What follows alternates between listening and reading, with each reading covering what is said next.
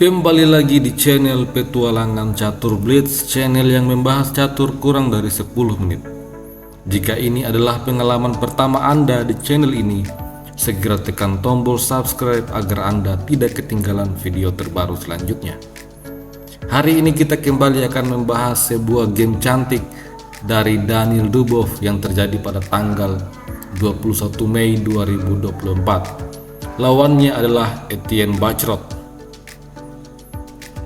Dubov memulai permainan dengan E4. Lawannya membalas dengan pertahanan Sisilia C5, dan pada posisi ini Dubov memilih mengembangkan kuda C3. Langkah biasanya yang umumnya adalah kuda F3. Lawannya merespon dengan kuda C6, kemudian barulah Dubov mengembangkan kuda F3. Setelah itu Etienne Bacrot memilih G6 bersiap untuk gajah fianchetto.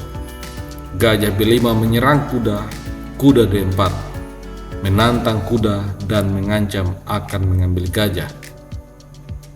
Di posisi ini Daniel Dubov menyelamatkan gajah, kemudian gajah fianchetto. Setelah itu kuda makan kuda, pion makan kuda, dan menyerang kuda Dubov lainnya. Akan tetapi Daniel Dubov tidak peduli pada ancaman ini. Dia memainkan menteri F3, mengancam akan melakukan skakmat. Oleh karena itu Etienne Bacrot memilih mengimbangkan kuda H6, menjaga pion, dan juga bersiap untuk rokade. Setelah itu Daniel Dubov mengamankan kuda. Hitam langsung rokade, dan Daniel Dubov kemudian menjawab D3. Hal ini sekaligus menyerang kuda hitam. Pada posisi ini Etienne Bacrot melarikan raja ke petak H8. Tujuan dari langkah ini tentunya adalah menghindar dari shadowing gajah karena hitam akan mendorong F5. Daniel Dubov tentu saja mengetahui rencana itu dan dia memulai ancaman serangan melalui sayap raja dengan H4. Hitam mendorong F5, lalu H5. Pion makan pion, benteng kini menyerang menteri. Menteri makan pion. Setelah itu menteri A5 skak, dan Dubov berkesempatan untuk mengembangkan gajah sambil menyerang menteri. Akibat dari langkah ini, hitam membawa menteri ke F5, menantang pertukaran menteri dan juga mengancam pion F2. Namun Daniel Dubov tidak peduli pada ancaman itu. Dia memilih pion makan pion. Langkah ini membuat kuda hitam berada dalam ancaman. Kalau di posisi ini hitam menukar menteri, maka pion makan menteri, kuda kembali terancam.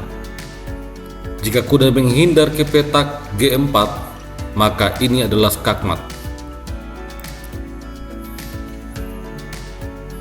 Oleh karena itu hitam mengambil pion, skak, raja lari ke D1, kemudian D5, mengorbankan pion. Daniel Dubov merespon dengan benar, gajah makan pion. Setelah gajah G4, gajah makan kuda. Kalau di posisi ini gajah makan gajah, maka akan dibalas dengan G7, skak.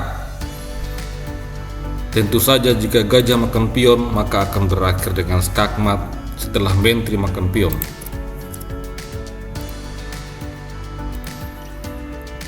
Apabila raja makan pion, maka menteri makan gajah skak. Raja harus mundur ke petak H8. Setelah itu benteng makan gajah. Putih unggul 2 perwira.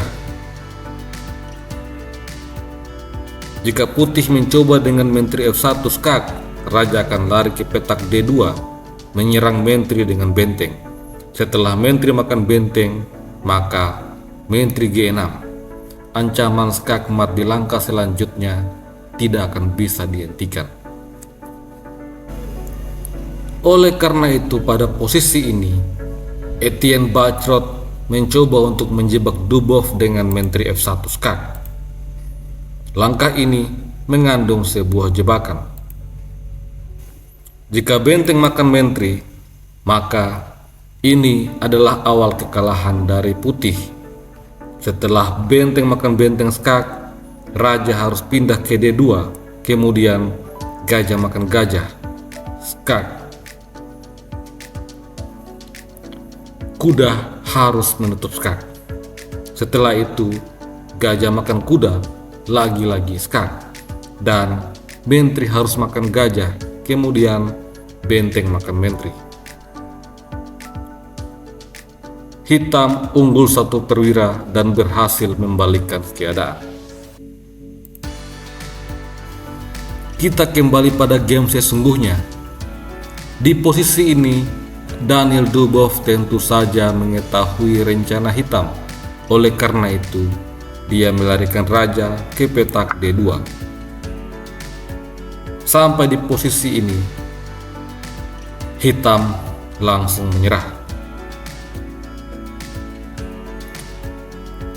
Kalau misalnya gajah makan gajah skak, maka benteng makan gajah.